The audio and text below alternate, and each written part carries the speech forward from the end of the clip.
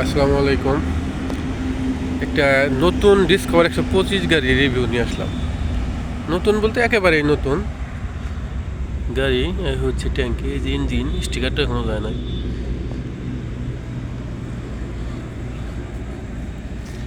সামনের টায়ার একদম অরিজিনাল গাড়ির সাথে এটাই।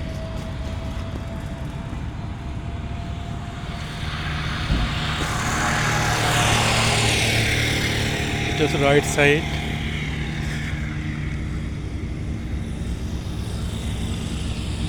এই যে পিছনের টায়ার।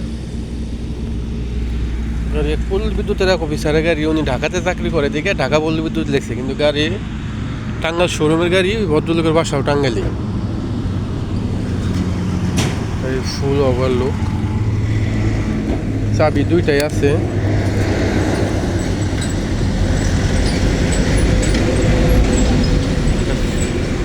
চলছে হচ্ছে 9,786 কিলোমিটার।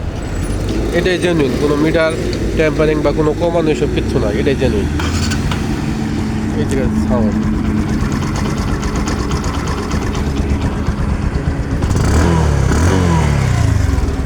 নতুন গাড়ি কেনা এটা কিনা একই কথা। গাড়িতে শুধু কাজ বলতে আছে। এই যে এখানে উনি গাড়ি কেনার পরে একটু ফালিয়ে দিয়েছিল, এখানে একটু ঘষা আছে। এই হেডলাইট, এইটুকু কথা, আর কোথাও কোনো কাজ কাম নাই। চালে একদম স্মুথ।